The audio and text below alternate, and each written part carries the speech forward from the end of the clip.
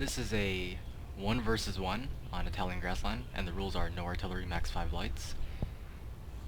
And some lag here, recording with Fraps, but I'm playing as Spain, and my enemy is playing as Great Britain. And his user, I believe, is, I can't pronounce it at the moment, but it's Engel, BR something like that, and he's from the clan called ETA, Estimated Time of Assault, and I'm from Republic of Pythos. So this was just like a public match, and my setup is 5 units of light infantry, 2 units of balloon guards, and my cavalry consists of 2 units of lancers, 1 unit of light mounted infantry, and 2 units of cuirassiers. Well, for Spain, it's different, that title right there, but it's heavy cavalry, and I have 2, 3, 4, 5, 6 units, and I believe 7 units of line infantry. And I had to put a chevron on all of them because without a chevron, these units wouldn't necessarily do as good. And I brought sort of a medium general, not a general staff, but not a general that costs like 1,000. Just one of those generals right in the middle. And I have some guerrilla units. So some units that can deploy with out of the deployment range. And I can see here the volunteros, the cazadores, and these Madrid cavalry, and these lanceros de Castilla, if I pronounce that right. So these are all units that can deploy outside of the deployment zone, and I use these guys to take the hill. So Spain, it's the guerrilla units are definitely good, but you definitely have to worry about their infantry quality. I mean, even with the chevron, Spanish infantry is still quite inferior to the British infantry, especially the Highland foot and the foot guards and stuff like that, rangers. So he has about 4 rifles, maybe 4 or 5 rifles, but all his lights are rifles. So about 4 rifles, I would say, maybe 5. I have to check that again. And he has 1, 2, 3. And I believe he has around 8 units of infantry, and these are the Rangers, the Black Watch, some 2 foot guards, King's German Legion foot, the Highland foot, and so a lot of definitely really good infantry. I mean, he definitely outclasses my Flusieres. Like, gotta definitely tell you that. But as you can see, the battle is already starting here, and he took this house with 1 unit of rifles, and basically, in terms of tactics and strategy and stuff like that, I took the hill here, so he can't really. It's gonna be really hard for him to take the hill. He doesn't make any attempts to take this, which is a good idea. But I go on the offensive here, and I already have. I like this area to make the offensive on Italian grassland if I'm deploying from this area, but because this area I feel like is too foresty, too far away. So this area is my first choice. If I have to go there, I will, but this is obviously my first choice, and that's what I'm going to do. So I charged 1 unit of lancers against these. I originally saw 2 units of rifles, unsupported. But he obviously brought his Highland foot up, he obviously brought his cavalry up. But his Highland foot did not form square, he didn't do that. And I got some nice kills on his rifles. Definitely a nice charge on his Highland foot.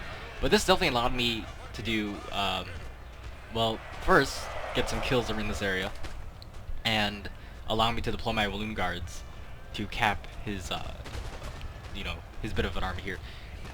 And so as you can see, I have 2 units of light infantry firing on this unit of Highland foot. So that's something, this unit of Highland foot, they're going to stick around for a while, but they're eventually going to go out. And as you can see here, I have most of my heavy cavalry stationed on my left flank with the balloon guards, and his army is pretty much capped in this area right here. My army is definitely a bit more spread out. I sent this flanking maneuver against his left flank because I wanted to really push against this area. of his army, because I knew I had some sort of the advantage over here. So I wanted to make sure that he wouldn't retreat somewhere over here or whatever.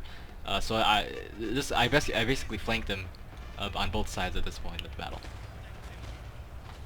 And so he charges his cavalry, but I form square. And his cavalry sticks around for a while. He probably wants to get them away. It's just they're a bit sticky, you know. Sometimes that happens, you know, with infantry and cavalry, especially with cavalry. You know, you charge, you want to get them out of there, but then they stick around for a while. But that definitely allowed me to get some kills on his lifeguards over there. So my guys stick in square for a while. Definitely not necessarily a good idea, but they don't take that many casualties while in square. So as you can see, I have 3 units of line against his 2 units, but that's obviously more. I mean, he obviously has the foot guards. So I charge in. So I'm very enthusiastic with the cavalry. I'm not gonna doubt that. So I get a nice charge on his rifles. I get a nice charge on his foot guards, and these rifles, I believe. I don't know if these guys go out, but I definitely wreaked havoc along this entire line. And then my infantry is firing in support, so it's all good from that point on.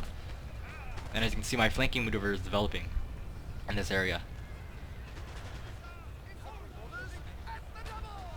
And I'm still placing, some firepower upon his right flank. And he's definitely reinforced this area, especially with some cavalry support coming in around. And actually notice this unit that I haven't been using at all, so I'm going to definitely bring them up. They're definitely going to help on the left.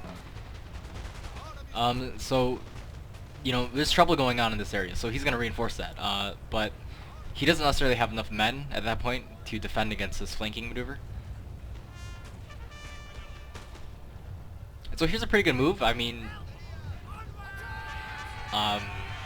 he charges at the rear of my infantry, and some of his units had previously retreated and are coming back on the field, like this Highland foot, and he's going to charge at that point. So although his lifeguards are about 60 men in number, all in all, previously they were 60 men in number, right before they charged, my heavy cavalry is actually going to hold, because, I mean, these guys, his cavalry is all in small groups, so they look together, but they're not necessarily they're not necessarily supporting each other in terms of morale. So another unit of heavy cavalry, another fresh unit of heavy cavalry, completely knocks them out. So that's great. So you can see here, my balloon guards are breaking, and my momentum on his right flank is definitely slowing down. But this is when I send in the cavalry, because I notice his Highland foot, they can't form square anymore. These guys can form square, but these guys are gonna like 5 or 6 more casualties, and they can't form square either. Something to charge this point of view. These guys are gonna go out. You see, they're down to 45 men, 43 men now. They can't form a square. Then they're gonna go out right before I complete a cavalry charge. So that cavalry charge, it saved me here. Another cavalry charge, a previous Lancer cavalry charge down here, definitely was really good as well. And I'm gonna throw my last unit of fresh cavalry against these unit of rifles. And as you can see here, in this battle, I just keep throwing my cavalry. Not necessarily afraid if he's forming square or not. And I do this because my infantry is right in support. He's in a more capped. His army is definitely more contained by my army, and so I'm not too worried about if my cavalry is going to be unsupported or isolated in an attack. So right now, after my cavalry wiped out like 2 of his units over here, my balloon guards are going to come around from the rear, and this is going to complete the encirclement of his army.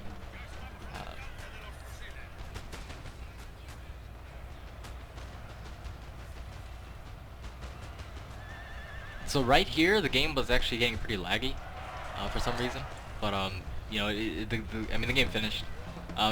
Sometimes my internet is a bit odd. Sometimes other people's internet is quite odd, but I mean, what do you expect? I mean, people are playing all over the world. Internet's gonna be messed up at some point. So I had to send in like 2 units of Flusiers to wipe out these rifles, because one of my units of Flusiers were previously getting cut down by a lot of this firepower, and when they charged in, their morale was still low. So I sent another unit of Flusiers just to be safe. I mean, it was against rifles, but just to be safe, I just wanted to send in that type of, you know, support. And as you can see here, I'm still encircling his army. Right now he charges in, his general, and that's probably, I mean, he probably knows he's gonna lose battle, so, yeah.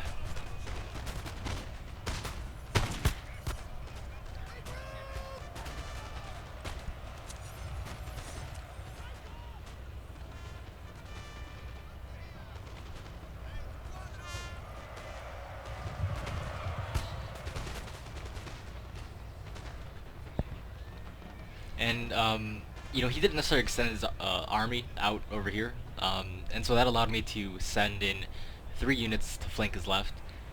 And since I took the hill, I gained this. Since I took these 2 hills, this forest was mine automatically, and so I was able to place 4 units to attack this area.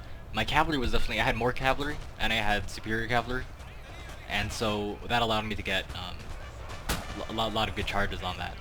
On his infantry. And then, I had what I call my strong flank, my balloon guards, they're my strongest infantry, and so I was going to send them over here, which was to be the point of my main attack, and my main thrust against the enemy. And see here, one of my balloon guards still survive, and they only lose 11 men, so that's nice, that's nice.